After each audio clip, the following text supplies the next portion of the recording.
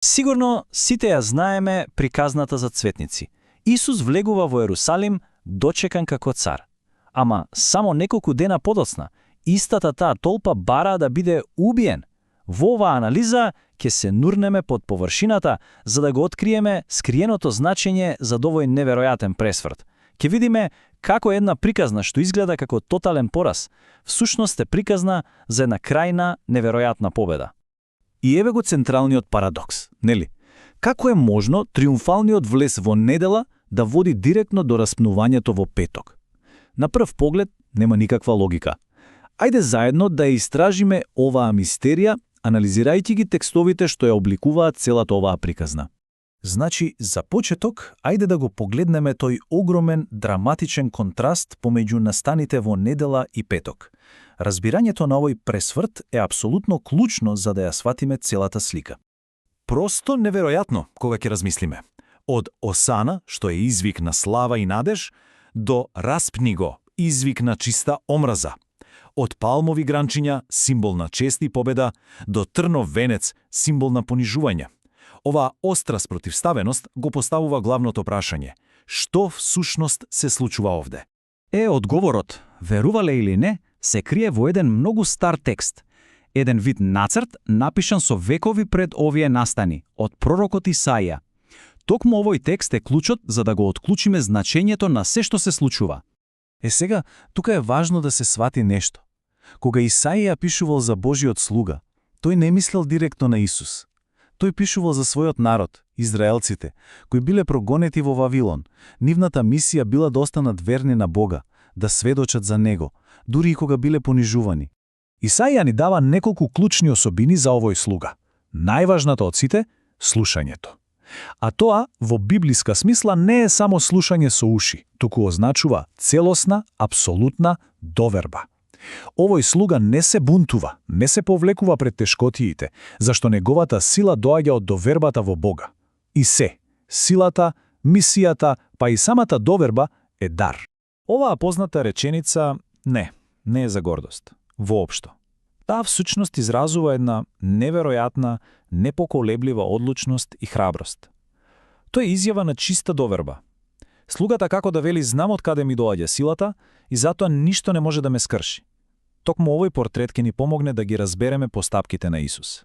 И сега доаѓаме до еден од најпознатите, ама можеби и најпогрешно сватените моменти во целата приказна. Последните зборови на Исус на крстот. На прв поглед, звучат како крик на тотален очеј. Овие зборови се врежани во нашата свест, нели? Ги поврзуваме со крајна болка, со напуштеност, сомнеш, па дури и очај. Ама, што ако сме го извлекли ова од контекст? Што ако овие зборови воопшто не значат тоа што мислиме дека значат? Вистината е дека ова е само почетокот. Првиот стих од еден многу подолг текст. Тука е целиот пресврат.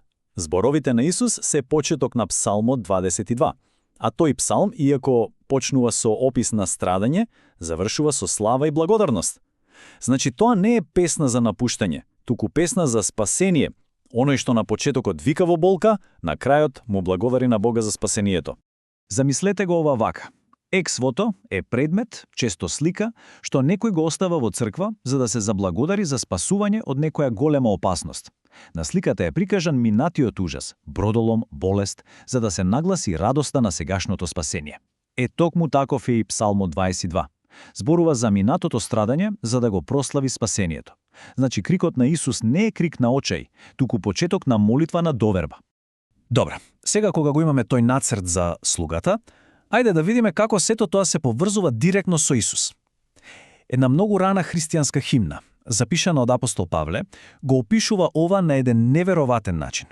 Оваа химна, од посланието до филипијаните, е како една приказна во 5 чекори. Го опишува патот на Исус.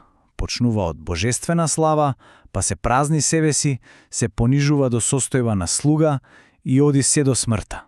Но приказната не завршува тука. Завршува со неговото воздигнување од Бога. И ова е, можеби, најважната работа што треба да ја разбереме. Воздигнувањето не е награда што Исус некако ја заслужил. Тоа би било спротивно на целата идеја за Божјата благодат. која по дефиниција е бесплатна. Целиот Божји план е дар, а не некаква трансакција. Исус не прави нешто за да добие нешто за возврат. Тој едноставно со совршена доверба го прима дарот од Отецот. Павле вели дека Исус станал послушен до смрт. Но зборот послушност има многу подлабоко значење. Латинскиот корен ob audire буквално значи да го ставиш своето уво пред зборот на другиот. Тоа е слика на совршен диалог, на целосна доверба. Тука гледаме како Исус совршено го отелотворува оној слуга на Исаија со отворено уво. И со сето ова на ум, ајде да се вратиме на самиот чин на распнувањето. Евангелистот Матеј во својот извештај вклучува неколку уникатни детали кои ни откриваат дека победата се случува токму во моментот на најголема слабост.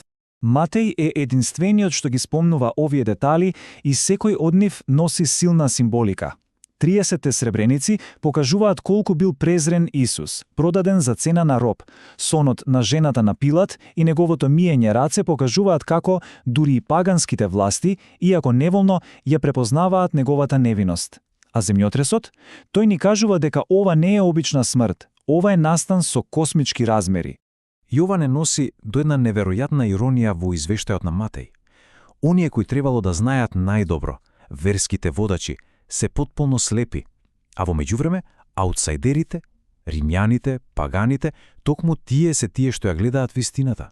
И тука е врвот на се, кулминацијата.